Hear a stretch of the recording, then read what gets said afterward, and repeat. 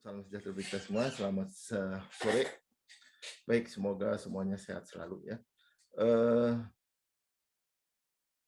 Oke, bab 1, bab 2 udah kita lalui. Bab 2 untuk gas ideal akan ada PR untuk hari Kamis. Ya mungkin hari malam ini, kalau nggak besok pagi gitu ya. Soalnya sedang saya siapkan soal yang baru karena e-learningnya kita pindah ke e-learning yang baru. Mungkin saya buat yang baru. Soalnya sudah tinggal buat gambarnya. Oke, nah kita masuk setelah kemarin bab 1, konsep dasar termodinamika, bab 2 itu tentang substansi murni dan gas ideal, jadi data-data untuk yang diperlukan nanti untuk perhitungan. Di bab 2 kita ajarkan, jadi kalau udah tahu gasnya gas ideal atau bukan, maka kalau gas ideal bisa pakai gas ideal, dan kalau bukan ya ada koreksinya, tapi kalau substansi murni ya harus ditentukan fasa dan itu. Oke itu, nah sekarang kita masuk ke bagian berikutnya, yang bagian yang utama, energi dan transfer energi. Oke, jadi kalau ada pertanyaan di tengah jalan silakan ya. Oke, untuk presensinya nanti akan dibuka di tengah jalan ya, ketika kita break. Oke, kita mulai. Jadi kita akan itu bab yang tentang energi. Ini bahan-bahannya objek topik-topik yang akan kita bahas yaitu tentang ya apa itu salah itu harusnya langsung ke bentuk energi ya, transfer energi ya, transfer energi melalui perpindahan kalor, melalui kerja. Lalu apa itu disebut bidang batas ya, ada kerja itu nanti ada kerja yang batas, kerja tidak batas, dan kerja lainnya. Lalu masuk ke bagian intinya, yaitu hukum pertama termodinamika ya. Jadi kalian harus menadu bentuk energinya seperti apa saja, transfer energi itu seperti apa terjadinya, lalu hukum ke-1 termodinamika. Nah, karena hukum ke-1, kemudian ada juga bahwa konversi itu tidak selalu 100% ya, ada konversi energi, tidak ada efisiensinya, tidak selalu 100%, maka ada efeknya ke lingkungan. Maka bagian terakhir adalah tentang energi dan lingkungan. Itu yang akan kita bahas. Oke, nah diharapkan kalian bisa mengetahui ya jenis energi yang dapat ditransfer dari sistem atau ke sistem atau dari sistem. Apa itu arti perpindahan kalor dan kerja ya, itu yang berhubungan dengan transfer energi. Kemudian energi dalam bentuk kalor kerja yang mengidentifikasi ya energi dalam bentuk kalor dan kerja yang melewati batas sistem tertutup. Hari ini kita akan bahas yang sistem termudah dulu, tertutup. Sehingga hanya transfer energinya hanya dalam bentuk transfer kalor dan kerja. Kemudian mengidentifikasi berbagai bentuk kerja, ya, menerapkan hukum ke-1 pada sistem tertutup, ya, kemudian menghitung efisiensi dari sebuah transformasi kalor. Nah, jadi hukum yang paling utamanya di sini adalah hukum ke-1 termodinamika. Yang ini isinya adalah hukum tentang kekekalan energi. Energi itu kekal, tidak dapat dilihat dan tidak dapat diciptakan, tidak dapat dihilang. Oke, berikutnya ini. Nah, saya ingin cek dulu, apakah kalian ngerti apa yang disebut dengan hukum kekekalan energi atau konservasi? Baik, misalkan ini sebuah ruangan. Di ruangan tersebut diisolasi secara termal. Ruangannya terisolasi secara termal. Lalu di dalam ruangan itu kita letakkan kulkas, lemari es. Dibiarkan dalam keadaan terbuka. Lalu kita juga letakkan, menyalakan kipas angin. Jadi di situ ada kipas angin dan ada lemari es yang dibiarkan terbuka. Oke, setelah 5 jam, apakah temperatur ruangan ini akan naik, turun, atau tetap? Oke, gimana menurut kalian?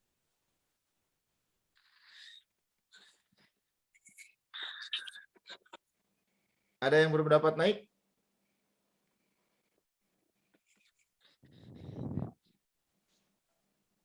Turun? Kalau menurut saya tetap, Pak. Tetap. Oke, Menurut saya naik, Pak. naik. Terus Naik, Pak. ada yang turun? Oke, ya. Mungkin kita lihat. Ruang terisolasi secara termal. Berarti artinya tidak ada pertukaran energi dalam bentuk termal atau dalam bentuk kalor. Ya.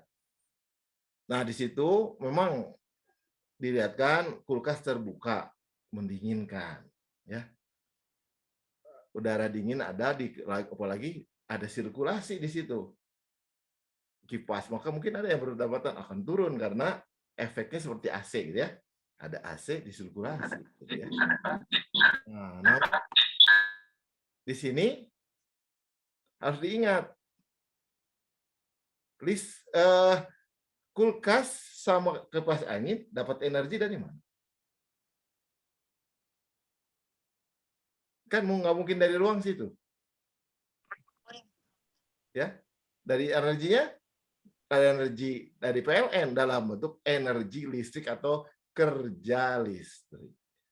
Memang energi dalam bentuk kalor tidak bisa keluar masuk ruangan ini. Tapi energi dalam bentuk lain, yaitu di sini kerja listrik bisa masuk. Sehingga karena dinyalakan 5 jam, ya kalau kulkas sebenarnya itu kan yang dia alirkan adalah energi atau kalor dari dalam ruangan, ya makanan itu dibuang keluar, ya tetap aja muter di situ, ya. Ya, jadi energinya kalau karena ada di dalam ruangan ya kulkasnya energi yang dibuang yang diputar di situ di dalam ruangan itu. Jadi tidak ada efeknya. Nah, cuma yang jadi efeknya adalah bahwa kulkas dan kipas angin dapat energi dari luar. Jadi ada energi yang terus-terusan disuplai ke dalam ruangan dalam bentuk kerja. Sehingga temperaturnya akan naik karena energinya nambah. Ya kan kemarin gitu. Temperatur adalah sesuatu yang berhubungan dengan menyatakan tingkat dari energi. Energinya tinggi maka temperatur tinggi. Nah, ini karena itu jadi awas. Energi ada berbagai ya, transfer energi atau bentuk energi ada berbagai tipe, ada berbagai bentuk. Nah, itu yang harus kita camkan di sini. Mengidentifikasi bentuk-bentuk itu adalah bagian yang utama yang harus kalian perhatikan di sini. Ya. Nah, ini adalah bagian utama di kuliah termodinamika. Ya. Oke. Nah, energi itu apa saja? Ya, energi yang dimiliki suatu sistem substansi itu bisa energi termal, energi mekanik, energi kinetik, energi potensial, energi listrik, magnetik, kimia, energi nuklir, dan sebagainya. Itu semua disatukan menjadi satu energi total. Jadi energi yang dimiliki oleh substansi adalah jumlah semua energi yang mungkin dimiliki oleh substansi itu atau sistem itu. Ya, tergantung keadaan sistemnya. Ya, ada yang mungkin termalnya nggak ada, mungkin mekaniknya nggak ada, ya, mungkin tidak ada energi listriknya, tapi energi total itu adalah energi yang mungkin adalah gabungan semua energi yang mungkin dimiliki oleh suatu sistem atau suatu substansi, ya, termal, mekanik, dan seterusnya. Digabungkan jadi energi total. Nah, energi tadi kalau dibagi dua, gitu ya, bentuk energi tadi, secara prinsip dapat dibagi menjadi dua, yaitu satu energi mikroskopik dan energi makroskopik. Apa itu energi mikroskopik? Adalah energi yang berhubungan dengan struktur atom dan aktivitas molekul itu sendiri. Jadi energi yang ada di dalam dari substansi itu, ya, dari sistem itu kan isinya substansi itu ada yang dari dalam. Inilah yang disebut energi dalam. Maaf, ini harusnya panahnya keluar di layar, nggak keluar ya panahnya. Jadi mikroskopik itu adalah energi yang berasal dari struktur molekul atau aktivitas dari molekul. Jadi energi yang dari dalam diri. Sedangkan energi makroskopik adalah energi yang tergantung acuan eksternal. Contohnya energi kinetik, energi potensial. Ya, energi kinetik kan kecepatan. Kecepatan relatif tergantung dari acuan eksternal. Ya, energi potensial juga tergantung acuan eksternal. Ya, dan seterusnya. Nah, energi lain, energi listrik, energi magnetik ya karena ada interaksi dengan magnet dan seterusnya. Itu tergantung acuan. Jadi energi itu secara besarnya dibagi dua, mikroskopik, makroskopik. Mikroskopik itu tergantung dari struktur atomnya, ya, aktivitas atom, molekul, itulah yang menjadi energi dalam yang diberi lambang U. Ya, U besar itu artinya energi dalam. Kalau U kecil, energi dalam persatuan massa, yaitu per kilogram, kilojoule per kilogram. Kalau U kilojoule. Nah, untuk makroskopik acuannya eksternal. Nah, yang internal tadi, yang energi dalam tadi, isinya banyak ya tadi karena struktur molekul dan aktivitas molekul itu macam-macam. Ada yang disebut sensible, ya, kalor laten, kalor chemical reaksi, nuklir inti dan sebagainya. Itulah yang jadi energi dalam. Ya, contohnya di sini ada sensible, dari energi sensible ada energi gerak, translasi, rotasi, vibrasi, ya, rotasi mengelilingi inti, ya, spin, elektron spin inti. Nah, itu semuanya itulah energi yang di sensible. Sensible dapat disense sama kita, dapat diukur. Ini energinya dapat diukur. Kalau orang material tahu, karena ini bisa diukur, ya. Ini misalkan energi translasi itu kita ukur pakai UV vis, ya. Vibrasi itu pakai FTIR, spin inti itu pakai SPR dan sebagainya. Itu energi yang bisa diukur dan itu berhubungan dengan sifat dari aktivitas molekul atom, makanya biasanya itu jadi sidik jarinya sebuah atom. Kita kalau ingin tahu oh ada atom apa, bisa cek itu energi vibrasinya, energi translasinya dan sebagainya. Itu ya. Ini energi yang ada di dalam. Nah, energetitas sebuah substansi tadi jadinya adalah energi mikroskopik ditambah makroskopik. Nah, sehingga disebutkan energi total dari sebuah substansi, energi mikroskopik, energi dalam, energi makroskopiknya umumnya kita perhitungkan hanya EK, EP. Yang lainnya diperhitungkan ketika dia dominan. Ya, energi magnetik, energi listrik, ya kalau tidak ada pengaruh energi listrik ya tidak ada, ya. Nah, umumnya kalau di sistem kita di termodinamika, energi mikroskopiknya U, energi makroskopiknya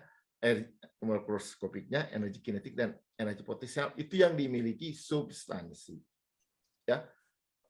Dinyatakan dengan U ditambah energi kinetik setengah MP kuadrat, itu ya MGH kalian tahu. Satuannya kilojoule. Ya, umumnya dalam satuan kilojoule karena angkanya besar. Nah, di sini harus diperhatikan ya. Kalau kalian sudah lihat mungkin kemarin ada PR baca tabel U dan H entalpi itu satuannya kan sekitar ribuan kilojoule ya. Sedangkan kalau setengah MP kuadrat MGH kalau kalian hitung itu satuannya hanya joule, awas. Sehingga umumnya EK sama EP itu memang diabaikan. Ya. Delta, apalagi deltanya gitu ya. Oke, nah, selain dalam bentuk yang huruf besar, biasa juga ditulis dalam huruf kecil. Kalau huruf kecil itu kalau huruf besar properti ekstensif, tergantung ukuran. Tapi kalau yang huruf kecil properti intensif tidak tergantung ukuran. Satuannya kilojoule per kilogram. Nah, kalau dia mengalir ya, atau ini di mana E kecil itu adalah E besar dibagi M ya. Nah, kalau masanya kalau substansinya mengalir berarti ada aliran massa M dot ya. Nah, energinya juga aliran energi, sehingga aliran energinya adalah aliran massa kali energi yang dimiliki oleh substansi. Ya.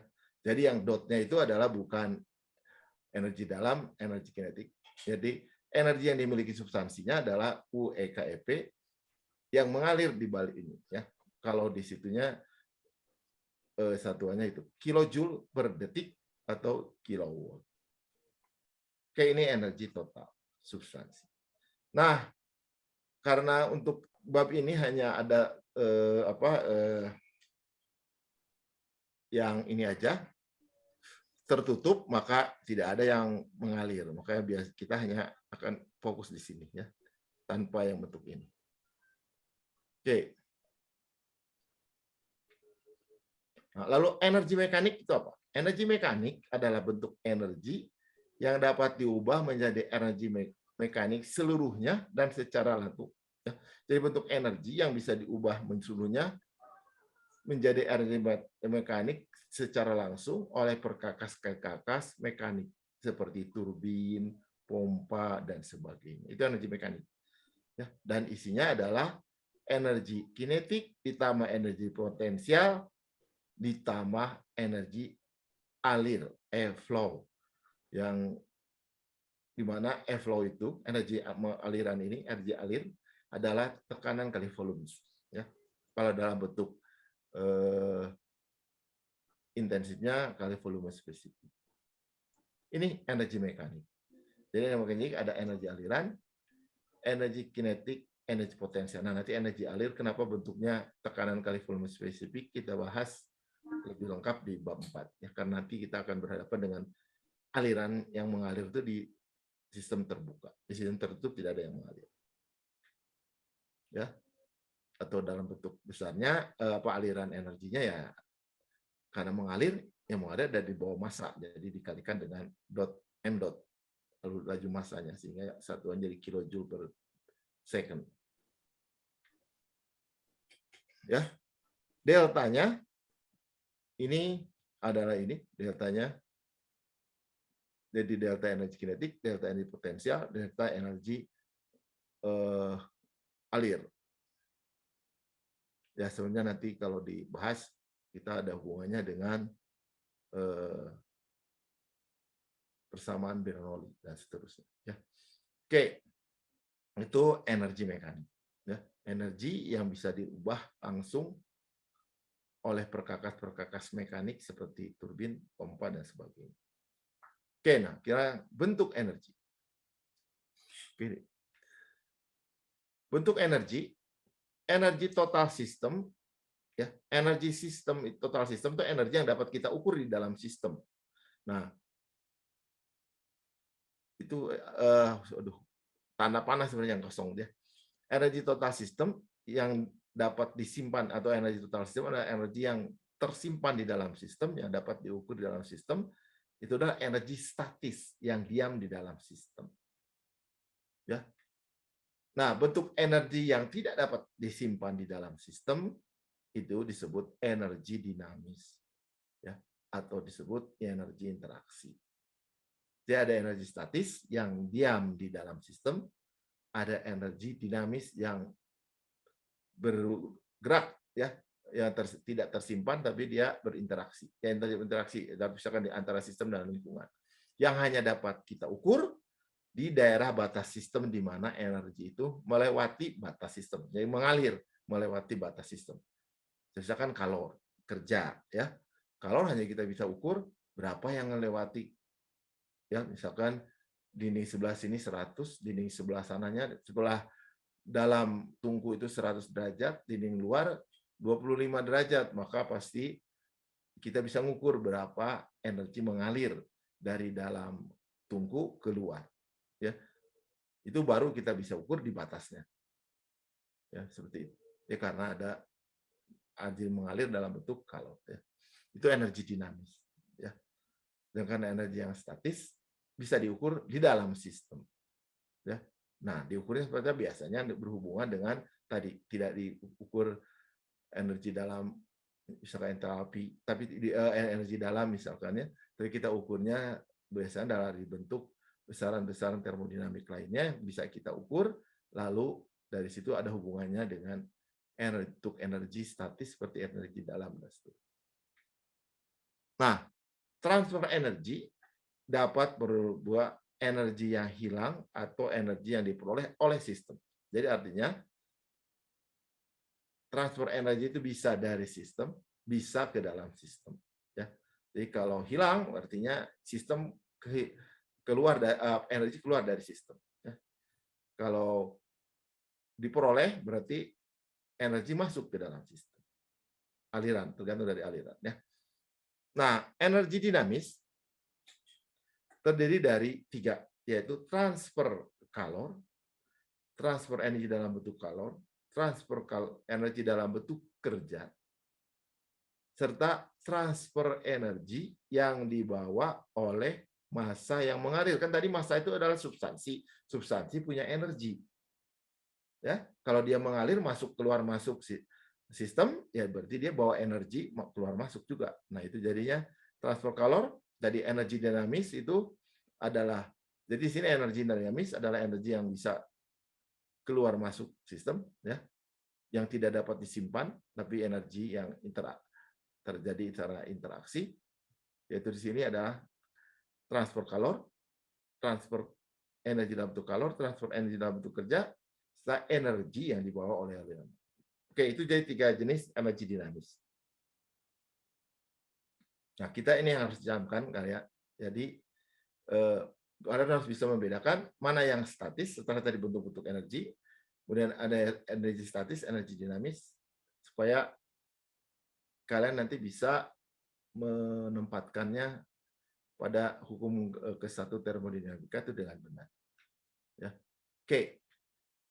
Energi yang dimiliki oleh substansi adalah apa tadi? Energi makroskopik dan mikroskopik. Mikroskopiknya energi dalam, makroskopiknya energi kinetik, energi potensial. Ya, ini. Ya, ini jadi ini mikroskopiknya, ini makroskopiknya. Dalam satuan ini. Jadi yang berupa energi statis, ya. Energi yang dimiliki substansi ini energi statis, karena kan substansi yang diam di dalam sistem berarti dia statis, ya. Maka energi statis ini yang berupa energi statis yang diam di dalam sistem ini. Jadi ini energi yang dimiliki substansi. Jadi kalau kita bisa mengukurnya, ya, U, E, K, F. Jadi suatu sistem. Ya. Nah, kalau untuk sistem tertutup, energi statisnya yang diam di dalam sistem adalah ya tadi U, E, K, P substansi. Energi sistem terbuka juga sama, yang ada di dalam volume kontrol. Kalau di dalam sistem terbuka biasanya disebut bukan sistem tapi volume kontrol, ya substansi juga, substansi energinya U, E, K, P. Ya, sama. Jadi energi statis, ya, baik sistem tertutup maupun sistem terbuka sama, karena adalah energi yang dimiliki substansi, yaitu U, E, K, P. Jadi mau tertutup mau terbuka energinya sama, U, E, K, P. Oke, ini camkan, ya. Energi statis, ya. Di sistem tertutup, sistem terbuka sama, U, E, K, P, U, E, K, P. Oke? Silakan kalau ada pertanyaan, ya.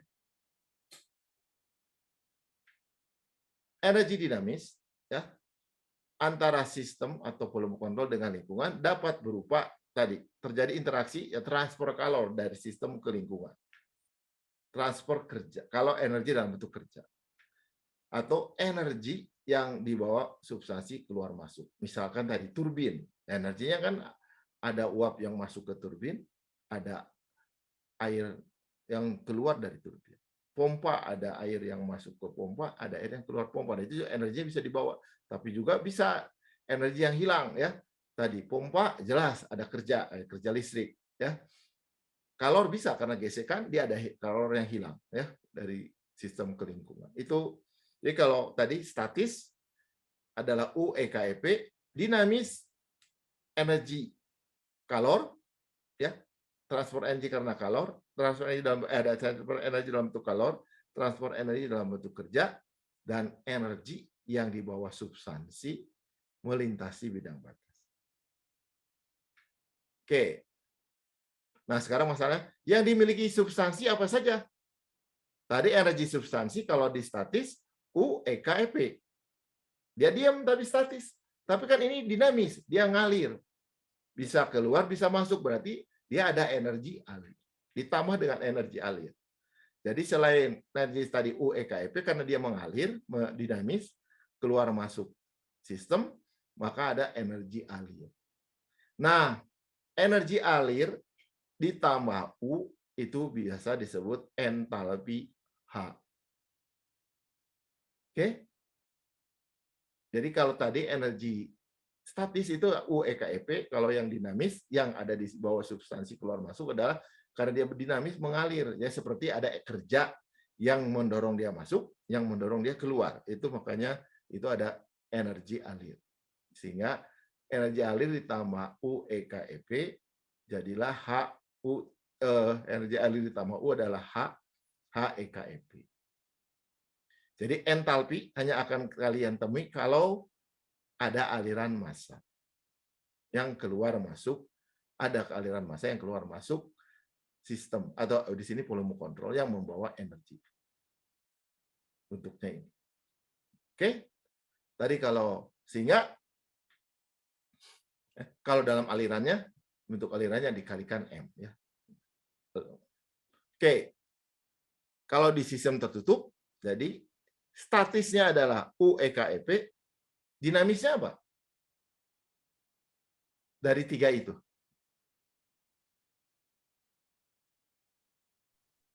Karena sistem tertutup, ada massa yang keluar masuk nggak? Tidak ada. Ya? Tidak ada kan? Berarti yang energi substansi yang dibawa massa keluar masuk tidak ada. Tapi kalau di tertutup hanya ada Q dan W.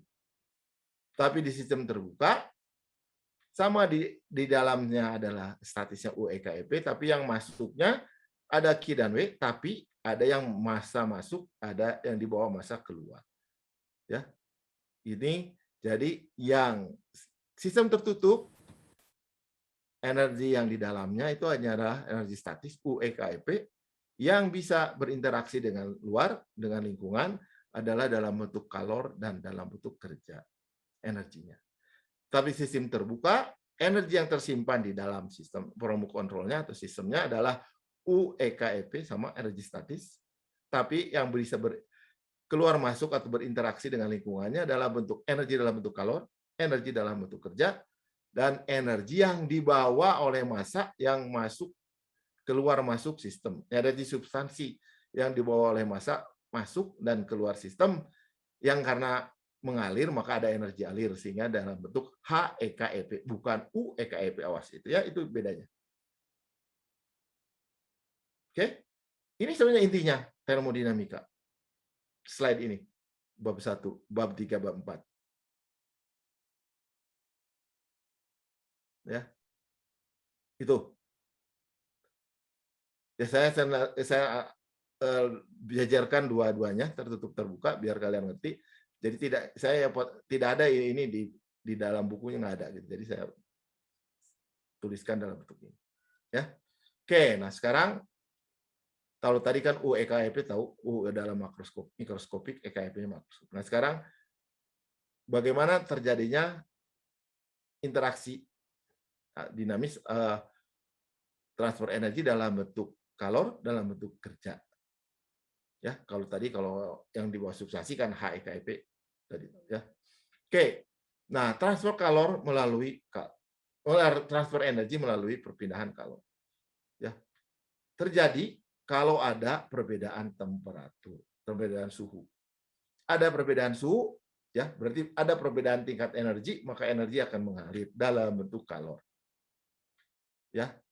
Nah, berdasarkan mekanismenya kalian sudah kenal sejak SD ya, mungkin ini ada konduksi kalau perpindahan kalornya merambat melalui zat padat ya. Dituliskan dalam bersama Fourier gitu. Ya, Q dot laju aliran kalor ada Ka dt per dx. Jadi tergantung dari titik mana ke titik mana, beda temperaturnya berapa, itu laju aliran kalor. Ya. Nah, nanti ini akan dibahas lebih lengkap di kuliah transfer kalor dan massa tahun depan kalau kalian ya. Semester 1 tahun depan. Lalu konveksi kalau dia mengalir karena aliran keluarnya jadi gini ya. Harusnya dari konveksi, harusnya itu ada ayam yang dipanggang gitu ya. Nah, itu kan konveksi. Jadi kalornya mengalir karena melalui perantaranya adalah fluida. Fluida yang mengalir, yaitu udara di sini. Ya. Sehingga di situ, ya itu kan tadi perbedaan suhu, kalau di situ DT. Ya, kalau di sini antara TS, yaitu T surface, T surrounding, ya, tadi dua itu, yaitu di sini misalkan di sini adalah T ini dengan T fluida, T fluidanya. T di surface itu di api sama T di fluidanya.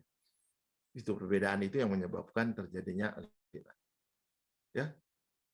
Jadi kalau satu melewat zat padat, sebenarnya kalau ini sama hasil non-scattering ya, cuma yang satu atomnya kalau dikonveksi atomnya lebih mobile. Tapi kalau di konduksi ya seperti kalian udah lihat di perbedaan fasa, atomnya terjaga pada jarak yang konstan.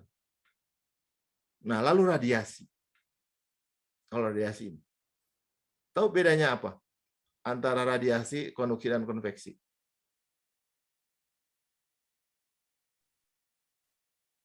Tidak pakai perantara. Secara fisikanya, radiasi ya tanpa perantara karena dia adalah gelombang dalam bentuk wave. Ya, jadi radiasi itu adalah yang kalian kenal sebagai gelombang dari benda hitam. Ya, ini radiasi. Maaf, harusnya itu ada yang salah apa? TS sama TL-nya harusnya pangkat 4 ya. Itu. Oke, jadi radiasi itu. Jadi bedanya kalau konduksi konveksi pakai perantara karena dia itu tumbukan. Tumbukan antara atom maka ada perantaranya. Jadi atom yang panas, suhunya tinggi, karena tinggi energi kinetinya besar, bergetar, numbuk atom sebelahnya. Energi terjadi transfer energi karena tumbukan dianggap hasil semula maka energi tersalurkan terus sampai ke ujung sebelah sana. Kalau konveksi lewat ini, jadi kena energi, ya si udara tadi yang ada di atas IP tadi punya energi tinggi, dia bergerak energetik, numbuk udara di atasnya, terjadi transfer energi, jadi udara di atas tadi jadi energetik juga, numbuk terus sampai ke atas.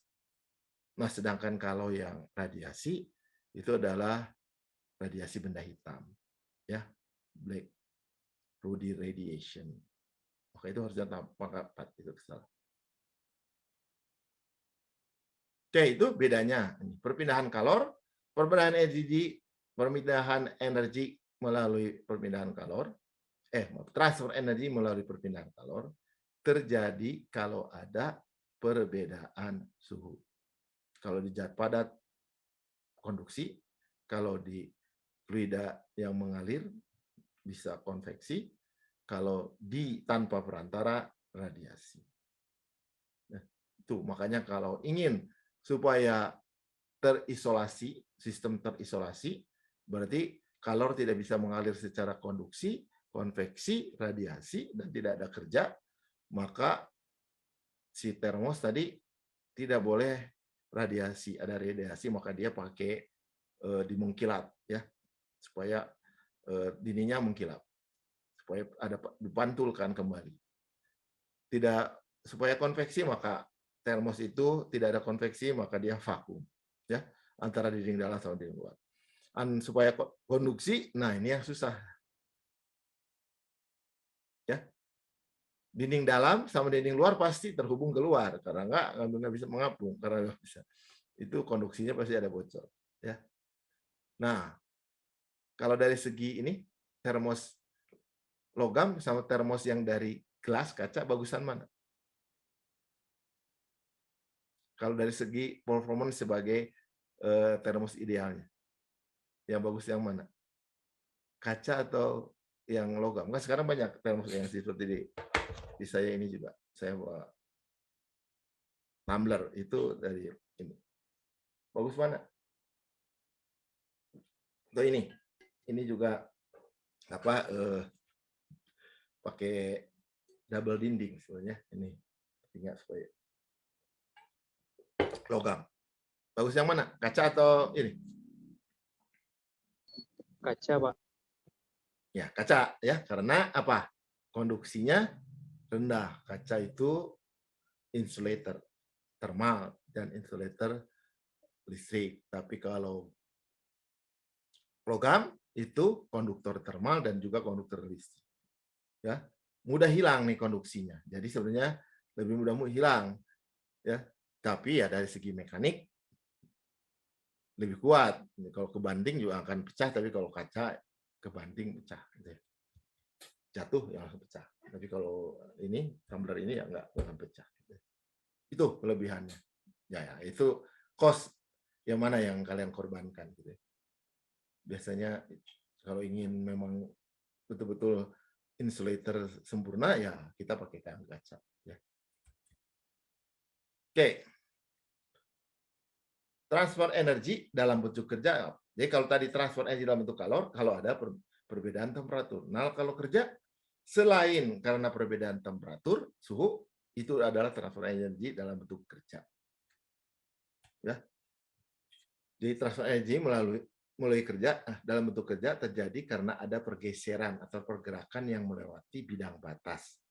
Contohnya pengaduk, ya karena kita ngaduk dari luar, ya diaduk, itu misalkan pengaduk waktu aduknya di luar, tapi kan energinya ada energi putaran yang melewati bidang batas sehingga atau energi listrik, kerja listrik, ya karena ada elektron yang mengalir melewati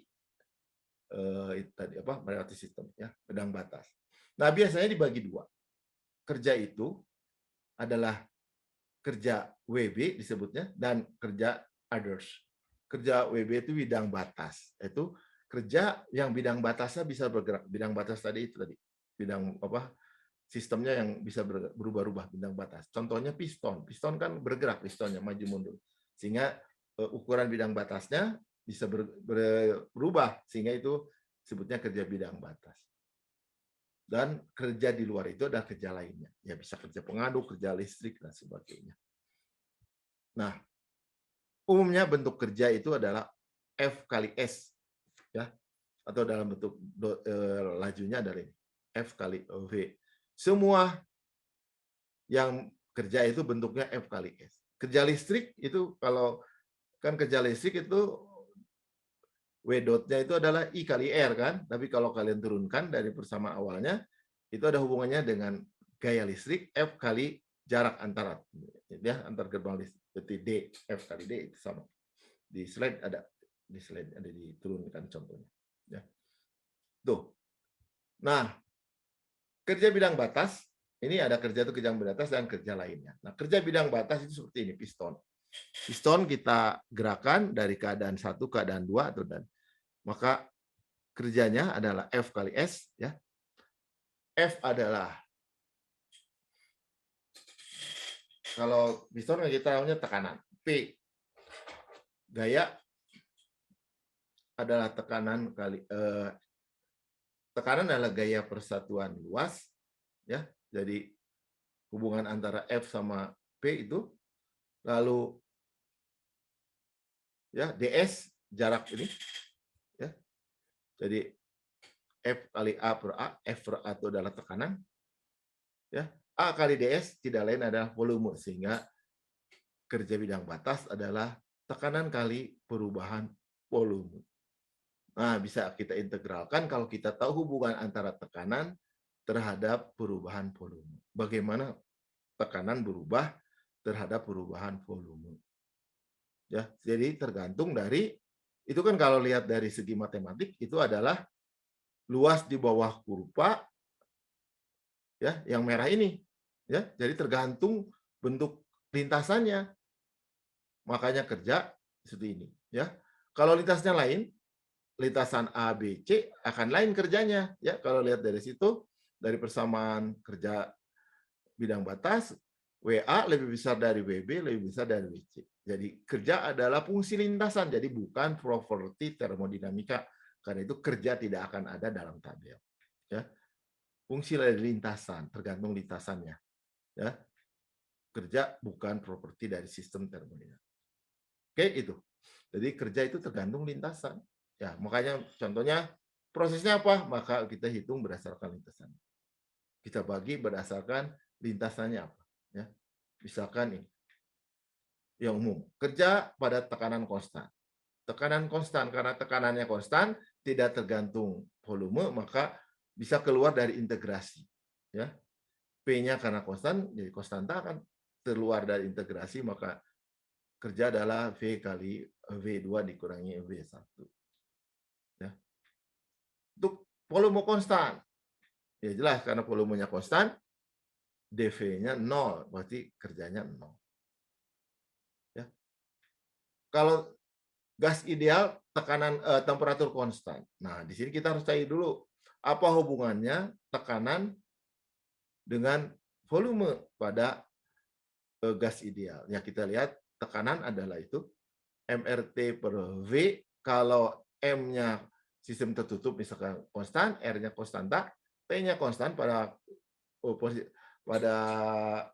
proses pada temperatur konstan, maka MRT itu konstanta C. Ya, kita katakan C. Sehingga V adalah tidak lain hubungannya dengan volume ada C di bagian V, sehingga kita gantikan ini, maka ini adalah ya, W-nya ini. Itu makanya tergantung lintasan kerja. Ya. Nah, C-nya adalah MRT, sehingga kita bisa lihat. Ya. Kalau dalam bentuk P2. Oke. Berikutnya kerja yang lainnya adalah ya, kerja listrik. Ya, ini. Tapi di sini tidak akan banyak karena kerja listrik sekian watt, kerja pengaduk ya. Ini ada contoh-contoh bentuk ya. Semuanya ini ya bentuk. Oke, jadi kerja listrik, kerja pengaduk. Contohnya itu dari kerja lainnya. Ya, tergantung dari diketahui. Nanti itu akan dibahas lebih lengkap di kuliah mekanika fluida. Kerja dan kalor memiliki kesamaan. Ya, sama-sama tadi adalah energi dinamik, karena itu dia fungsi dari fenomena, tergantung bidang batas. Ya, fenomena bidang batas. Jadi dia terukur ketika dia melewati bidang batas. Sistem memiliki energi, ya, tapi bukan kalor atau kerja. Ya, karena kalor dan kerja kan tidak bisa diam di dalam sistem, bukan energi statik yang tidak bisa diukur. Ya. Diasosiasikan dengan proses karena dia fungsi dari lintasan, bukan keadaan. Ya. Ya, karena dia fungsi lintasan. Itu. Oke, jadi itu hal antara kalor dan kerja. Oke, nah ini sekarang bagian utama. Hukum ke-1 termodinamika. Sebenarnya ini adalah hukum kekalahan energi yang menyatakan hukum ya, jumlah energi yang masuk dikurangi jumlah energi yang keluar sama dengan perubahan energi di dalam sistem atau volume kontrol. Kontrol volume. Ya. Nah, jadi kita harus bisa membedakan jelas energi yang masuk dan energi yang keluar itu berarti energi dinamik. Ya. Energi yang di dalam sistem itu adalah energi statis. Jadi energi dinamik, ya, perubahan energi statis itu adalah tergantung jumlah energi dinamis yang keluar masuk. Ya. Nah, untuk sistem tertutup, ya, energi di dalam sistemnya adalah UEKEP. Yang bisa keluar masuk adalah Q dan W. Ya, yang satunya lagi kan massa tidak bisa. Sehingga kalau dituliskan hukum ke-1 itu E in sigma E in semua jumlah energi yang masuk, ya, maka jumlah energi yang masuk E in sigma E in dikurangi jumlah energi yang keluar sigma E out sama dengan perubahan delta energi di dalam sistem, sistem. Ya. Nah, yang bisa keluar masuk itu di dalam sistem tertutup hanya Q dan W. Jadi Q min W, karena ditulis Q min W karena tadi kita sesuai dengan definisi apa Q masuk itu plus Q keluar min. Tapi W kebalikannya, ya. W masuk negatif, W plus, W keluar plus, sehingga dituliskan Q min W jadinya, ya. Q dan W-nya. Kan Q in, Q out bisa dua-duanya, W in, W out bisa dua-duanya, tapi kalau di ini kan berdasarkan konsensus tadi tanda, maka Q min W. Nah, delta S sistemnya ya isinya apa? Di dalam energinya adalah di energi yang ada di dalam sistemnya ada U, EK, dan EP. Ya. Q min W delta U, EK, dan EP. Pada kasus khusus, ya, bias umumnya delta EK dan delta EP, deltanya ya, adalah 0. Umumnya. Jadi kalau tidak ada kecepatan yang diketahui, tidak ada ketinggian yang diketahui, maka kita anggap delta EK, delta EP bisa diabaikan. Deltanya ya, 0. Sehingga biasanya Q min W sama dengan delta U. Nah, ini yang kalian kenal di SMA mungkin ya, SMP, SMA itu. Yang asalnya harusnya bukan ini, tapi rumus asalnya yang E in min E out itu, atau Q min W sama delta E. Jadi Q min W sama dengan delta U itu adalah bentuk khusus. Kalau delta EK, delta EP, energi dalam sistem lainnya bisa diabaikan. Ya. Jadi ini hukum pertama. Jadi saya tidak ingin kalian menghafal, yang ingin kalian hafal ada satu, yaitu E in min E out sama dengan delta E. Udah, itu kan gampang. Jadi jumlah energi yang masuk dikurangi jumlah energi yang keluar adalah jumlah energi di dalam sistem. Ya. Q min W sama dengan delta U, yaitu kalau dihafal, Q adalah jumlah kalor yang kalian makan, ya. Jadi isi kalor dari makanan dikurangi aktivitas kalian kerja sama dengan energi yang tertimbun di dalam tubuh. Nah, itu rumusnya dari diet. Kalau ingin diet, ya kerja kita apa, maka ya makanan kita juga disesuaikan. Kalau kerjanya hanya duduk, tidur, ya makanya ya cukup kalornya apa saja. Ya. Di bukunya Cengels ada tuh kalor makanan ini berapa, lalu aktivitasnya ini, tidur itu berapa kalori, belajar itu berapa kalori, lari itu berapa kalori, ya, jalan kaki itu berapa kalori. Ada di bukunya Cengels, di bukunya Tanujemi. Kalau di Jepang itu waktu saya kuliah di Sekyo itu kantin gitu ya. Di kantinnya itu ada makanannya itu ada kalorinya. Jadi kalau nasi itu ada biasanya kalau perempuan shot kecil gitu ya, sekian kalori. Kalau menengah cu ya, ada yang dai besar atau dai besar itu yang besar numpuk gitu nasinya, itu sekian kalori. Tahu sekian kalori gitu ya. Ayam ikan sekian kalori. Tinggal milih kita mau berapa kalori. Ada gitu.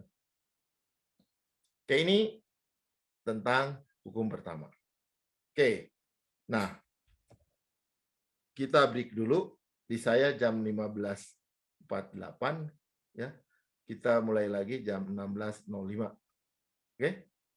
Coba ini mendapatkan dulu Q min W sampai situ. Nanti kita cek benar nggak kalian ngerti bersama nih. Oke, kita break dulu sampai jam 4:05 ya. Baik, kita lanjutkan lagi kuliahnya karena sudah waktunya. Oke, ada pertanyaan sampai sini?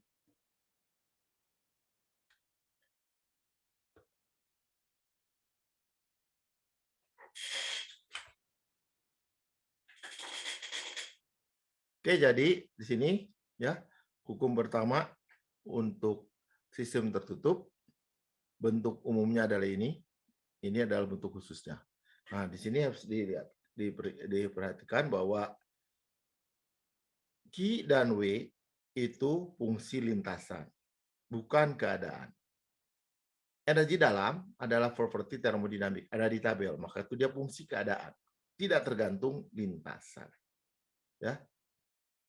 Jadi keadaannya satu, keadaan dua. Kalau keadaannya kayak siklus, keadaannya balik lagi ke keadaan awal sama dengan keadaan akhir, maka berarti delta U-nya tidak ada perubahan, ya, karena posisinya sama. Itu yang harus disamakan. Oke, coba kita cek, benar nggak tadi Q min W sama dengan delta U. Oke, lengkapi tabel di bawah ini. Ya, proses sistem tertutup. Prosesnya mengalami 3 step. 1, 2, 2, 3, 3, 1. Ya, jadi totalnya dari 1 ke 1, sebuah siklus. Jadi, tapi dari 1 ke 2, 2 ke 3, 3 balik lagi ke 1. Oke, nah sekarang 1 ke 2. Diketahui Q-net-nya plus 5, delta U-nya minus 5. Maka W-net-nya berapa?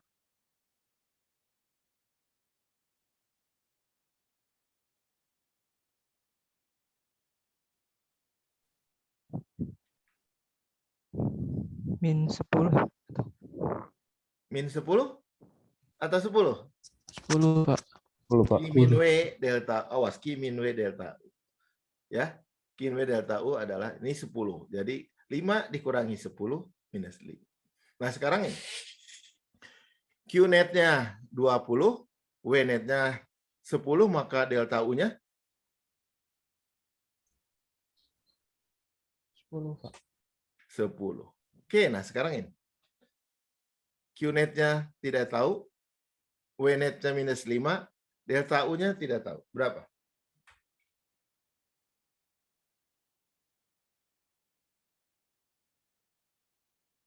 Prosesnya 1, 2, 2, 3, 3, 1. Nah, jadi prosesnya apa? Kalau ditotalkan.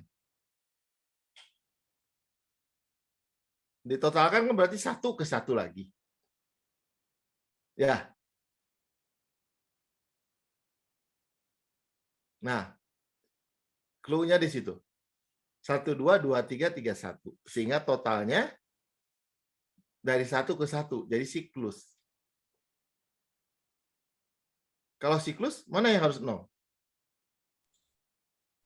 Totalnya. Unit delta U-nya, Pak. Ya, delta U, karena dia U adalah fungsi keadaan. Ya, delta U fungsi keadaan, maka dia harus 0. Berarti supaya 0 berapa di situ?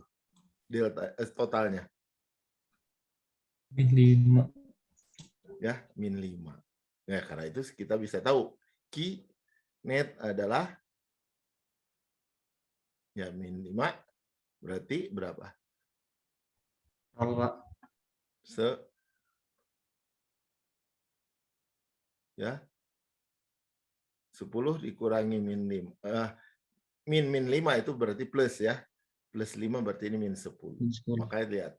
Ya, totalnya Q adalah 15, W-net-nya totalnya adalah 15. Makanya kan delta U-nya 0. Q 15 min 15 itu. Oke, itu adalah intinya. Jadi tadi yang dicamkan tadi E in min E out sama dengan delta E sistem ya. Untuk sistem tertutup ya, yang bisa E in E out yang bisa keluar masuk hanya Q dan W ya. Delta E sistem adalah U, E, K, E, P ya, yang di deltanya. Oke. Nah, berikutnya ada efisiensi konversi energi. Ya. Nah, efisiensi itu selalu bahwa energi itu tidak bisa tadi menurut hukum kekekalan energi total itu harus tetap. Energi tidak bisa diciptakan, tidak bisa dihilangkan, tetapi hanya bisa berubah dari satu bentuk ke bentuk lain. Jadi energi dalam bisa berubah jadi kalor, bisa berubah jadi kerja, atau kerja dan kalor bisa berubah jadi energi dalam. Ya, itu.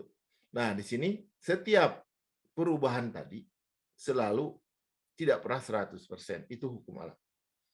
Efisiensi atau unjuk kerja itu adalah output yang diinginkan dibagi input yang kita perlukan. Output yang diharapkan dibagi input yang diperlukan. Ya. Misalkan untuk pemanas air. Efisiensi panas air adalah jumlah energi yang dibawa oleh air panas, ya, output yang diharapkan dibagi jumlah energi untuk menghasilkan air panas misalnya, ya, untuk memanaskannya. Jadi energi yang dibawa oleh air panas dibagi jumlah energi yang untuk memanaskannya. Oke?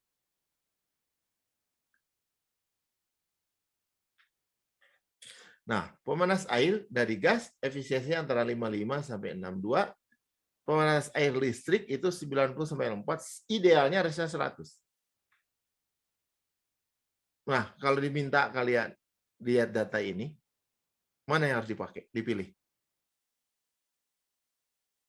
Kalau dari segi efisiensi.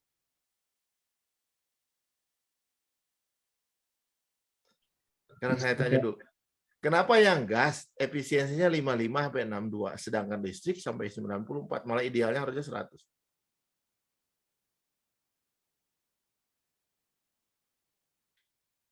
Pernah lihat kan pemanas air listrik, pemanas air ya gamal listrik itu kalau kalian bikin air panas pakai heater gitu yang dicelup itu.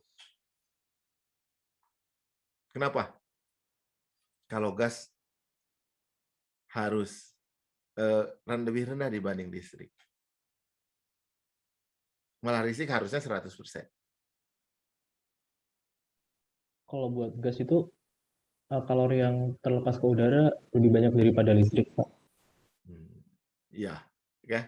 Jadi kalau gas itu karena ada pembuang, pasti ada hasil buangan, ya, hasil pembakaran harus dibuang.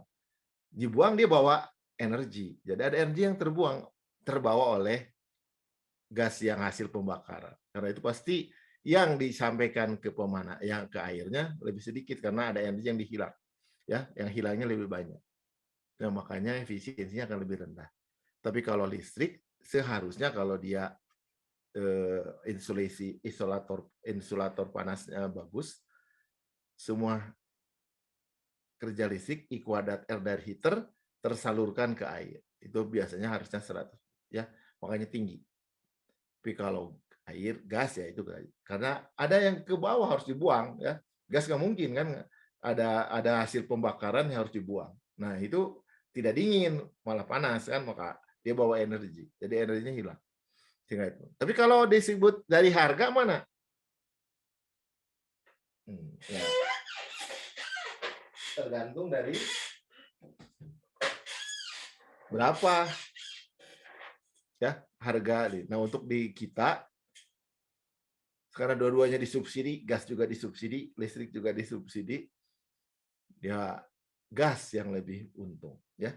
Nah, sebenarnya kalau kalian negara kita tuh sekarang kan dengan sekian listrik megawatt, sekian listriknya surplus, cuma sayang surplusnya hanya di Jawa, ya, di daerah lain nggak bisa, belum surplus, malah ya kadang saya juga suka ini waktu ke Sumatera aneh gitu, sumber energi ada di Sumatera, ada di Kalimantan, tapi kenapa di Sumatera dan Kalimantan sering mati listrik, padahal sumber energinya ada di sana, ya karena energinya dikirim ke Jawa, ya.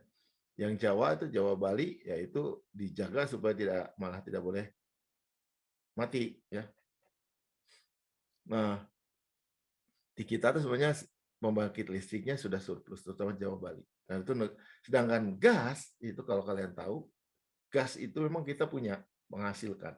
Tapi yang dipakai oleh kita lebih banyak daripada yang dihasilkan. Sebenarnya kita tuh banyak kan gasnya itu impor, ya. Jadi kayak LPG itu beli itu dari Timur Tengah itu, ya. Konversi kayak di Bontang itu juga dia hanya dikonversi jadi LPG, gitu ya. Makanya negara meminta sebenarnya kalau yang di daerah Jawa Bali semuanya ganti ke listrik, ya. Nah, cuma kalau masak pakai listrik, segalanya pakai listrik, ya nggak mungkin lah 1000 atau 900 watt, 1300, 2200 juga nggak mungkin, ya. Karena kayak heater satu microwave itu kan 1000-an gitu, ya. IH induction heating itu kan 1800, 1500 watt, ya. Itu nggak mungkin gitu. Jadi harus 4000-an ke atas. Nah, negara, tapi kalau disuruh bayar orang nggak mau. Kalau bayar pindah daya tapi dibayar lebih mahal. Ya. Migas LPG 12 kilo itu 140 yang tanpa yang tanpa subsidi, ya. Nah, listrik 1457 per kW. Nah, kalian bisa hitung mana sebenarnya yang lebih untung. Ya.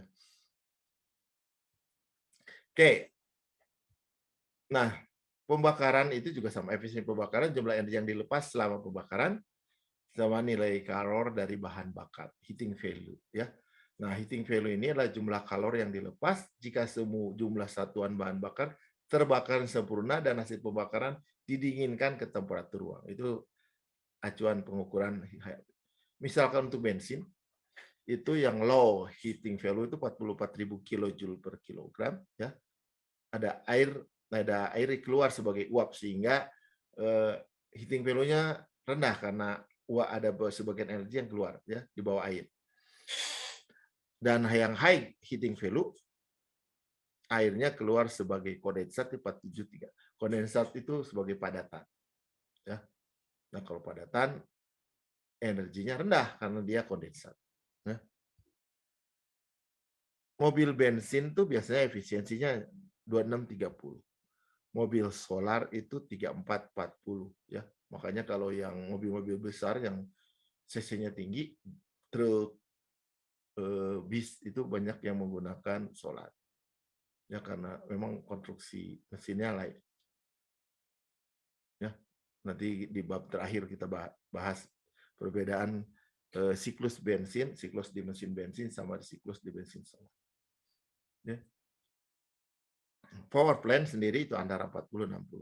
Ya, sebenarnya nuklir itu bagus. Cuma nuklir itu untuk area yang kecil yang sama, dua jumlah area yang kecil yang sama, jumlah area luas area yang sama, nuklir itu akan menghasilkan energi yang lebih besar. Nah, cuma risikonya itu juga besar. Tapi kalau kita bisa milih di tempat yang misalkan nggak banyak bencana gitu, ya sebenarnya menguntungkan gitu ya. Tapi negara-negara besar seperti kayak di Jepang tuh, walaupun kemarin kejadian di Matsushima, tapi tetap ya nggak akan mungkin bisa tanpa nuklir gitu mereka, ya power plant-nya, karena mereka menyuplai sekitar 40-50 di Prancis itu kan 60-70 tuh dari nuklir. Oke. Nah, ini bisa dilihat misalkan contohnya panas listrik ya, tergantung dari oven listrik ya biayanya sekian. Oven listrik konveksi ya, oven gas ya, frying pan, oven toaster panas listrik yang lambat, atau oven microwave. Dari sini belum yang baru ya, yang baru tuh ada air fry ya, pakai listrik ya, oven ya sebenarnya ini pakai air fry atau pakai IH di sini belum ya, induction heating, atau yang pakai halogen, yang air fry-nya juga ada yang pakai halogen ya, lampu halogen. Nah, itu memang energinya tinggi ya, energinya, tapi masaknya cepat, biayanya jadinya rendah. Secara keseluruhan rendah. Jadi misalkan microwave cuma 0,3 untuk menghasilkan yang sama ya, karena waktunya cuma 15 menit bandingkan. Sudah itu. Nah, cuma kalau misalkan kita lari ke semuanya ke listrik, ya energinya microwave itu 1000 paling mudah itu paling ini rendah aja 1200. Di tempat kosan nggak mungkin. Nah, ya kalian belum ada yang kos ini. Atau di rumah-rumah yang disubsidi itu kan 900. Maka sekarang diminta kemarin, bisa nggak ITB bikinkan induction heating yang kecil? Ya bisa sebenarnya kalau induction heating dipakai. Induction heating kan masaknya yang dipanasi adalah wadahnya gitu ya. Makanya harus khusus itunya. Jadi nggak bisa katelnya dan itunya harus khusus. Kalau aluminium nggak bisa, harus yang logam yang ada stainlessnya, yang mudah di IH itu kan dari microwave, dari modern elektromagnetik, memutar mengocok gitu, membuat elektron itu bergesekan sehingga panas. Nah, itu IH itu ya 1800-1600-an lah gitu ya. Yang mungkin lah yang rumah saya aja 2200 gantian kalau IH-nya nyala, microwave atau pemanas listrik buat airnya nggak bisa gitu, harus gantian. 2.200 ya, 4.600 minimal. Untuk rakyat kecil ya IH kecil bisa, cuma kan waktu gitu kan. Kalau IH wattnya tinggi ya IH-nya. Oke, nah tadi energi efisiensi energi konversi energi itu tidak pernah ya mencapai 100%, selalu lebih bawah dari 100%. Nah, misalkan kalau ada energi diubah jadi energi lain, selalu lebih kecil karena jumlah energinya. Karena tadi konversinya tidak pernah 100%. Nah, sisanya kemana? Ya, contohnya pabrik, mobil, bis di situ, ya, pesawat terbang dan lainnya, energinya dibuang ke lingkungan. Makanya makin banyak aktivitas manusia yang mengkonversi energi, makin banyak energi yang dibuang ke lingkungan. Sehingga katanya yaitu salah satunya lingkungan makin lama makin panas karena energinya dibuang terus ke ya apalagi ada efek rumah kaca dan jadi climate change-nya itu di situ. Ya, sekarang kita menghadapi itu. Tapi ada orang, terutama dulu kita pernah punya profesor dari Delft, Profesor Venema. Kebetulan dia sudah pensiun dari Delft, istrinya orang Indonesia, pulang ke Indonesia, dia ikut. Dan dia pernah ngajar di TF dan di Elektro. Mungkin ada orang apa yang ada yang ini itu sebuah siklus. Suatu saat nanti itu ini bergilir, karena kebetulan sekarang siklusnya adalah panas gitu ya, energi. Tapi satu lagi kondisi balik. Ada orang yang bilang gitu. Ada yang ini bahwa ini efeknya sudah makin lama makin panas karena energinya itu tadi dari aktivitas manusia dibuang ke luar. Ya.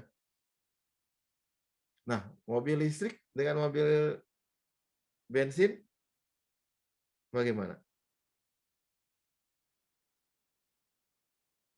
Dari polusi jelas mobil listrik yang menang. Ya, lalu dari segi efisiensi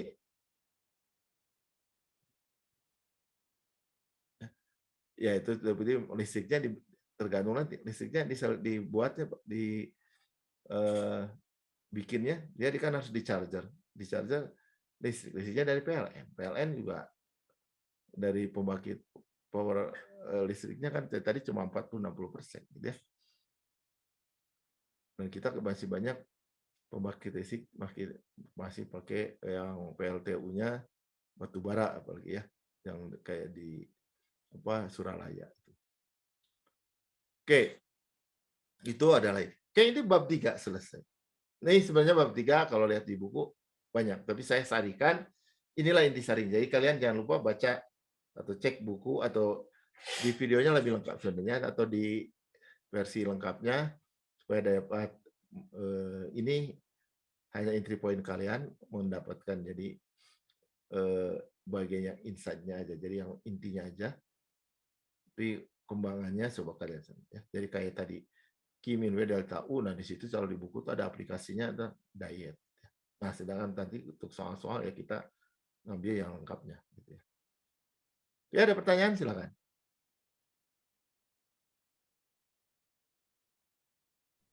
Pak mau tanya Pak. Ya silakan.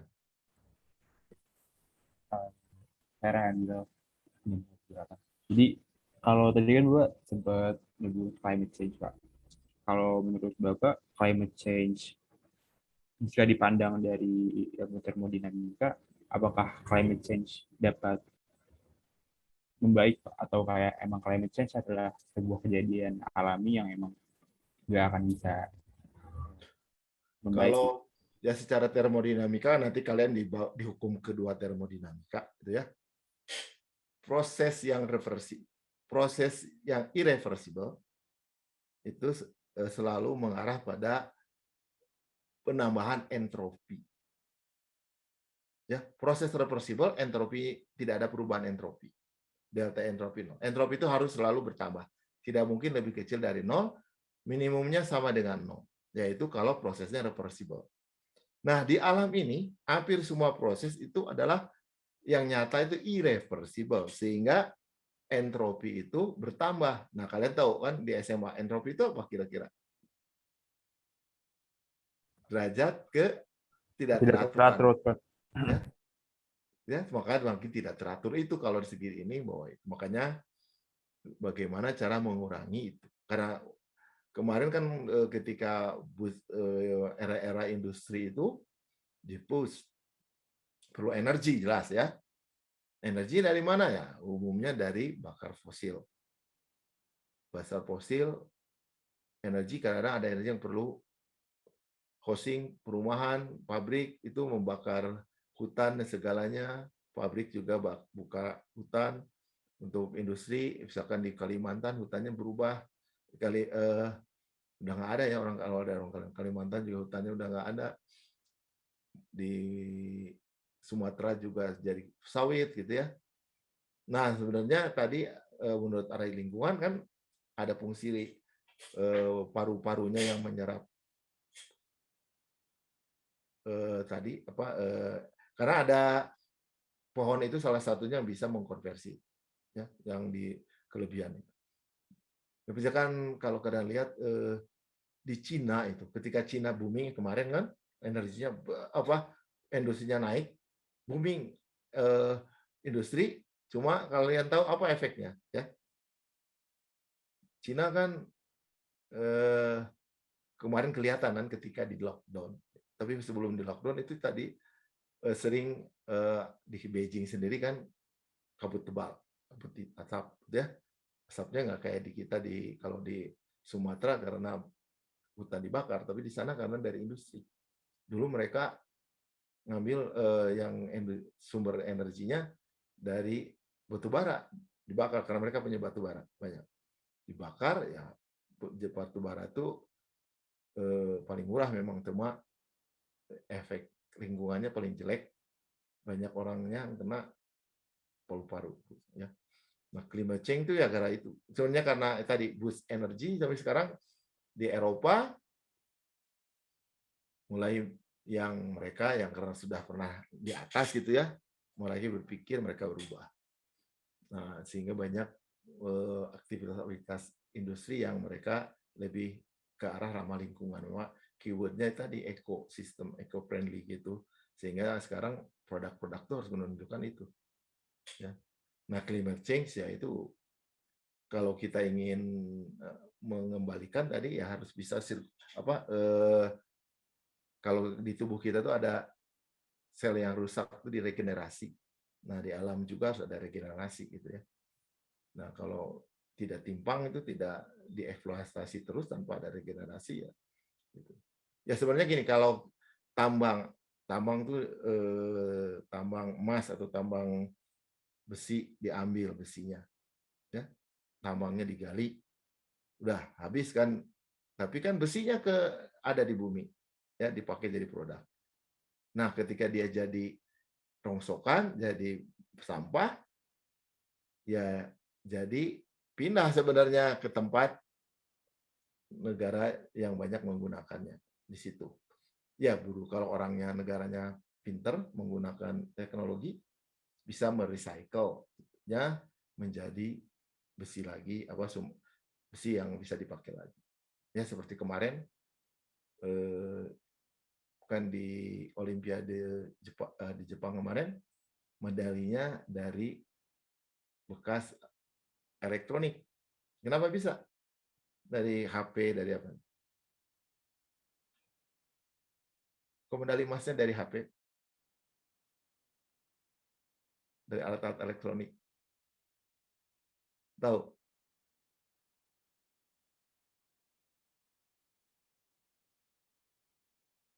Di Jepang tuh kalau ini di kereta api kan orang Jepang kadang kalau kemarin sebelum pandemik ya mereka kan kadang-kadang pulang suka mabuk gitu, suka kelupaan HP dan segalanya itu di kereta api itu tuh banyak HP tiap hari mungkin yang HP yang ditemukan dan kadang nggak ada yang ngambil karena di sana kalau kita pakai Yakult apa ya langganan itu apa kayak kalau kita apa Telkomsel gitu, HP itu dikasih gratis. Karena kalau yang mahal itu biasanya dibayar cicil. Mereka lebih baik beli yang baru, yang lama biarin. Nah itu banyak numpuk. Nah HP itu isinya ada IC, ya. Alat elektronik itu ada IC. IC itu salah satu untuk menurunkan resistansi penyambung antara IC dengan titik kontak di luarnya itu pakai emas, benang emas. Nah itulah benang emas itu yang diambil dari situ. Apalagi misalkan ada beberapa device yang pakai konduktor itu ada yang kontak potensial kontak ohmik kontaknya disebut pakai emas lapisannya, ya. Maka itu dari situ. Jadi kalau dibakar supaya plastiknya yang lainnya hilang, ya tinggal emasnya diambil dari situ. Nah itu recycle seperti itu banyak. Mobil, ya, mobil di sana di sana kalau buang mobil bayar mahal. Tapi nanti ada perusahaan ke perusahaan, nah dia sama dia dipisahkan. Karetnya, plastiknya, kacanya, logamnya dia recycle lagi dijadikan. Nah tadinya Jepang mungkin beli bahan baku, dia punya bahan baku dari rongsokan. Recycle nanti bagian kita yang tadinya punya tambang habis tambangnya harus beli. Dan nanti satu saat ada siklus, mungkin siklusnya panjang gitu. Kata orang ada siklus gitu. Jadi siklus itu ada berkendara tersebut. Nah ini memang climate change itu ya terjadi gara-gara itu. Aktivitas manusia yang tuntutan industri menyebabkan eksploitasi energi tadi, ya, yang berlebihan sehingga yang tidak ramah lingkungan, makanya sebutnya ya karena sumber energi yang paling besar sekarang masih fossil fuel, yang dimana tadi perubahan konversinya paling banter 30-40, ya, maka banyak energi yang kebuang. Itu yang menanggung adalah alam. Nanti di bab 2 kita lihat. Ada yang lain?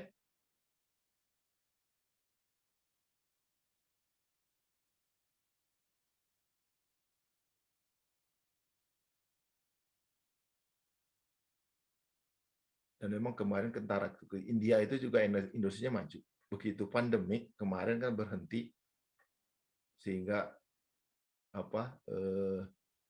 langitnya India jadi bersih dari New Delhi katanya kan Himalaya bisa kelihatan dari jarak jauh. Nah itu juga menunjukkan bahwa efek-efek yang dilakukan oleh manusia itu ya berakibat. Apalagi katanya karena climate change ini es banyak mencair, permukaan air laut meninggi. Nah, itu kan Jakarta diperkirakan akan tenggelamnya karena memang juga aktivitas kitanya juga ya air tanahnya disedot sehingga pori-pori tadinya terisi air tidak kosong, di atasnya gedung-gedung tinggi ya turun tanahnya ya. Oke, yang lain?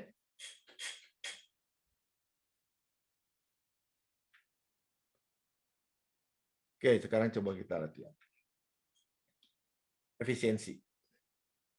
Seorang pemilik rumah ingin mengganti pemanas ruang dari gas yang memiliki efisiensi 50% yang sudah lama. Ingin diganti dengan yang baru. Ada dua pilihan yang dia pertimbangkan, yaitu pakai pemanas konvensional, efisiensinya 80%, harganya $16.000. Dan pemanas yang efisiensinya 95%, tapi harganya $2.700. Pemilik rumah ingin membeli pemanas yang paling efisien jika penghematan gas dapat menutup perbedaan harga dalam jangka waktu 8 tahun. Nah, jika sekarang si pemilik rumah tuh membayar setahunnya untuk urusan energi pemanas yang dipakai pemanas ruang itu adalah 1.200 per tahun untuk biaya gas. Mana yang harus dibeli? Pemanas konvensional kah? Pemanas yang efisien kah?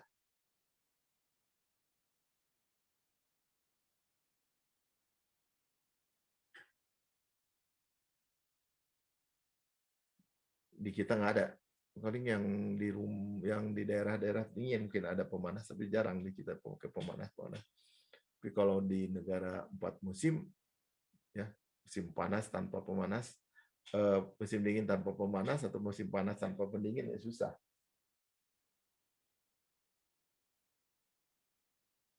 Karena kalau di daerah yang pagi utara itu dinginnya bisa minus 20, minus itu yang kalau nggak pemanas bisa mati kita. Oke, gimana nih? Ya, jadi kita acuannya adalah sekarang ini efisiensinya 50%, biaya yang dikeluarkan 1.200 per tahun. Kalau yang 81%, kira-kira jadi berapa per tahun? Ya. Yang 95% jadi berapa per tahun? Nah, kalau 8 tahun, bisa kan nutup bedanya? Bedanya kan 1.600 dengan 2.700, 1.100. Ya.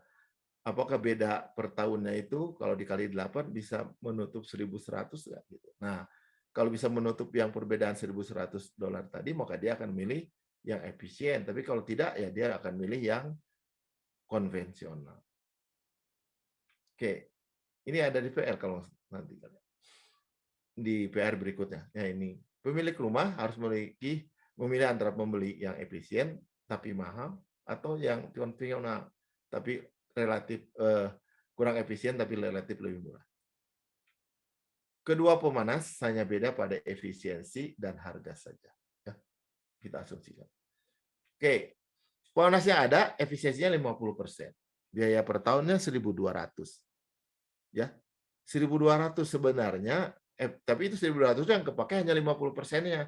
Sebenarnya cost energinya itu hanya setengahnya, yaitu 600 sebenarnya. Kalau efisiensinya 100%, itu hanya 600.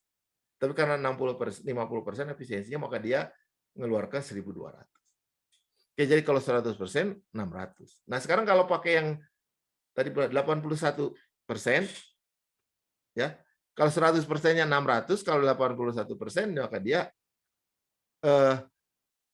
dan yang 81% dan 90% berapa? Itu ya. Yang 81%, ya. Nanti dulu.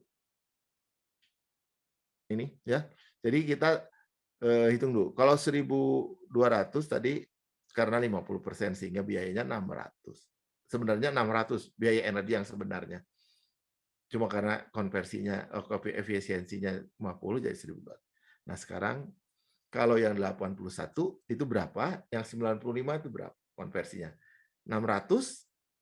Jadi kalau 81 berapa? 600 dibagi 81 atau dikali?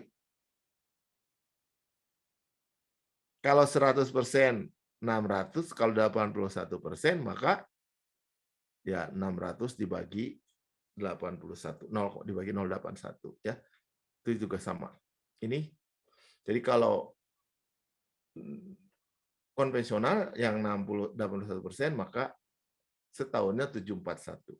Tadi beda 1.200 ya. Ini 741 mengurangi. Tapi yang harus dikeluarkan jika memakai pemanas efisien 600 ya. Itu dibagi 0 efisiensi 0,95-nya 632. Nah, bedanya adalah 109 per tahun. 8 tahunnya beda harganya 1.100 ya. Ketutupnya 11 tahun. Ya karena itu kan 1.100 tapi per tahunnya hanya 109. Ya, jadi baru ketutup kalau 11 tahun padahal si pemilik pinginnya 8 tahun. Jadi yang dipilih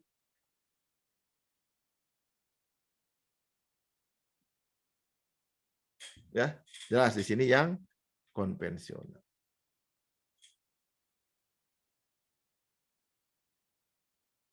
Itu efisiensi. Ya, kalau lihat efisiensi itu, tapi kita lihat juga harganya. Harga efisiensi selalu gitu ya. Yang lebih bagus pasti harganya lebih mahal, nggak ada gitu yang lebih bagus harganya lebih murah. Kalau harganya lebih bagus dan murah, itu perlu curiga gitu ya. Benar nggak gitu? Ya.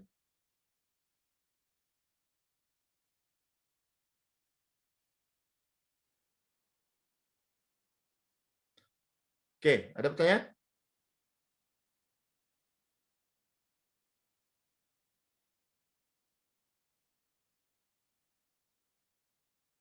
Oke, berikutnya ini ya, terakhir itu kerja gas ideal. Tangki rigid ya berisi nitrogen pada 20 derajat Celcius. Kemudian temperatur dinaikkan menjadi 127 derajat Celcius karena adanya transfer kalor ke dalam tangki. Hitung perpindahan kalor serta rasio tekanan akhir terhadap tekanan awal sistem. Ya, tangki rigid nitrogen ya 27 derajat. Kemudian temperatur dinaikkan karena adanya transfer kalor sehingga jadi 127. Nah, berapa sekarang kalor yang ditransfer itu berapa? Ya. Lalu berapa perbedaan tekanan awal sama tekanan akhir? Rasionya.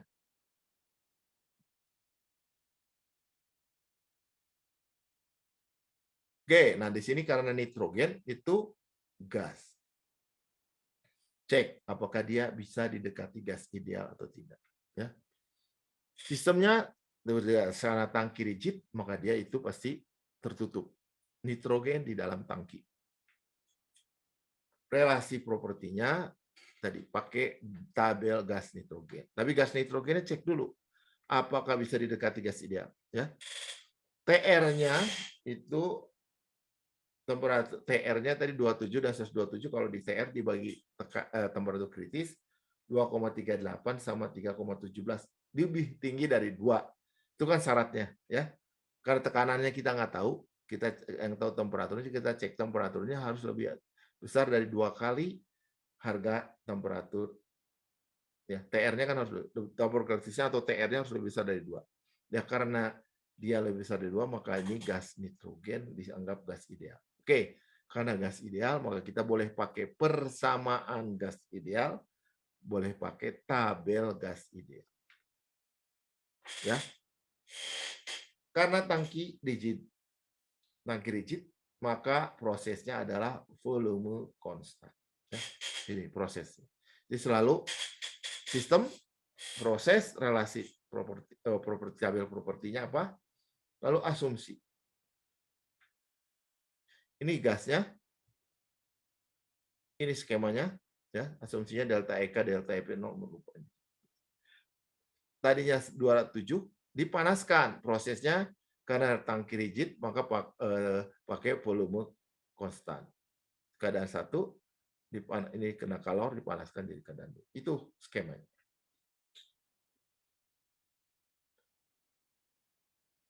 Ya, itu jadi ini solusinya selalu ada sistemnya apa? Ya. Prosesnya bagaimana? Apa yang konstan? Dari sini volumenya konstan. Lalu apa yang berubah juga nanti kita harus cek relasi propertinya apa? Pakai tabel apa? Kalau gas selalu cek apakah dia bisa dianggap gas ideal. Oke. Ya. Pertama kita pakai konversi massa. Nah, karena sistem tertutup, maka massa awal pasti sama dengan massa akhir. Nah, jadi M1 sama dengan M2. Dari persamaan gas ideal, M1 adalah ini, tekanan kali volume dibagi temperatur, karena R-nya samaan, dicoret, jadi ini. Ya, temperatur awal, temperatur akhir tahu, volumenya konstan. Sehingga sebenarnya V1, P2-nya kita bisa coret. Ya, volume konstan, maka tinggal V1 per T1, P2 per T2, sehingga perbedaan tekanannya tahu, yaitu 1,33. Sekarang berapa kalori yang ditransfer?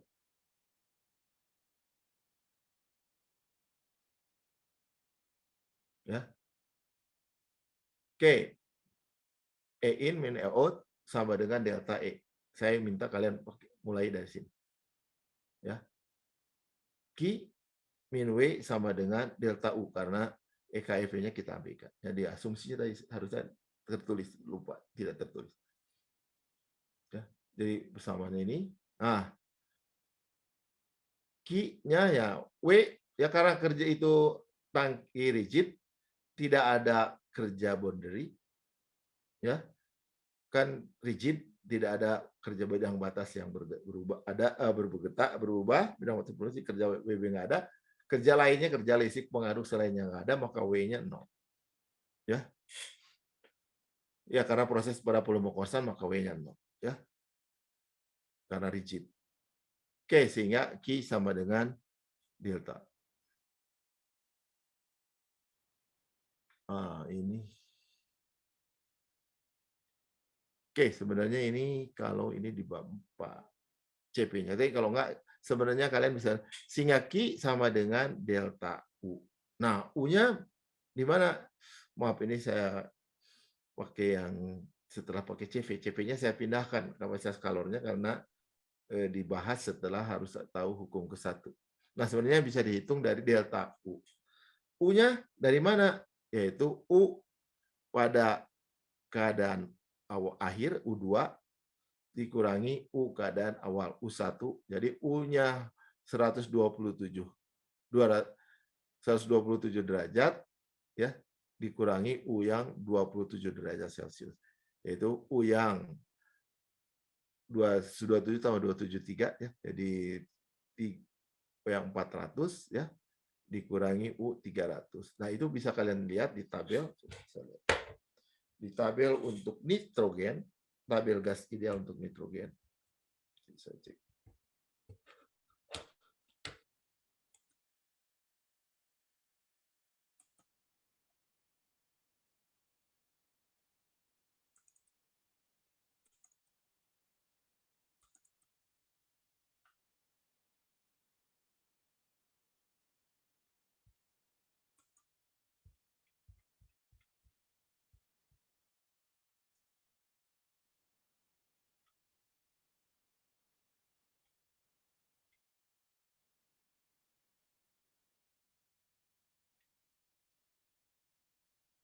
Oke. Kelihatan tabelnya? Ini untuk nitrogen, ya. Ya, Pak. Jadi di sini datanya awas. Per U coret, ya. U coret berarti per kilomol, maka kita harus tahu dulu berat molekulnya berapa. N2 28 kali 2 ya, 56 ya kali itu. Ini.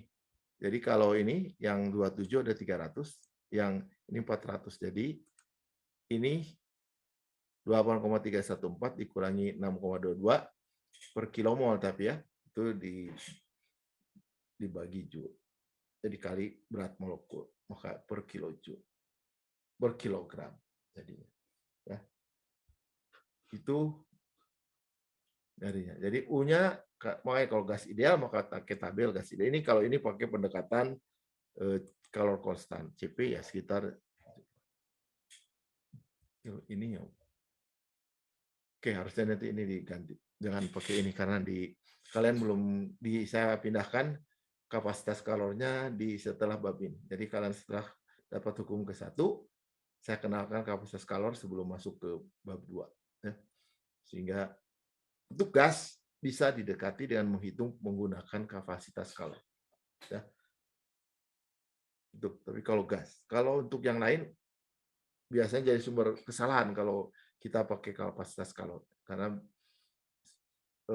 substansi murni itu bisa bahasanya berbeda. Biasanya kalian salah menggunakan harga C-nya.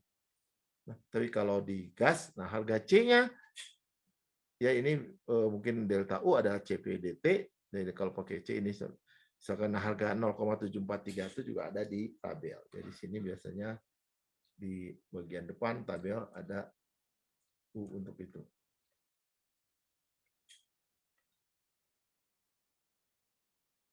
Nah, ini biasanya itu dipakai tabel, ya. Nitrogen, CV. Nah, karena itu saya harap kalian harus ada tabel, ya. Siapa yang belum punya tabel? Ada. Nanti, nah, oke. Jadi minggu ini, Kamisnya kita akan membahas, akan ada PR, kemudian kita bahas PR-nya, lalu minggu depan kita tes. Nah, kalau yang tahun lalu, tesnya di luar jam kuliah. Tahun lalu tuh selalu tesnya hari Jumat malam. Jadi yang tahun lalu kebagian daring juga, ya. Itu Jumat habis Isya setengah delapan ya. Setengah delapan ya sampai jam 12 saya buka ujiannya. Nah, terserah kalian mau kapan ujiannya. Tapi kalau bisa di luar jam kuliah. Oke, nanti kita bahas di itu ya, di WA grup ya. Kira-kira maunya jam hari apa? Di luar jam kuliah. Minggu depan kita tes bab 1 2. Ya. Jadi baca tabel dan gas ideal. Ya, baca tabel dan baca data untuk gas ideal ya. Jadi ngecek dulu pakai tugas ideal lalu. Nah, itu PR untuk gas idealnya, PR untuk tabelnya kemarin udah ya. Untuk substansi murni bukan tapi untuk substansi murni udah. Nah, untuk gas idealnya mungkin kalau nggak hari ini sempat upload mungkin minggu depan, hari besok pagi saya upload. Oke, ada pertanyaan?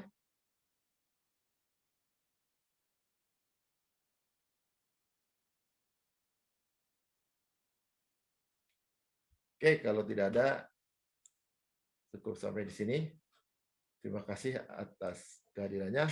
Assalamualaikum warahmatullahi wabarakatuh.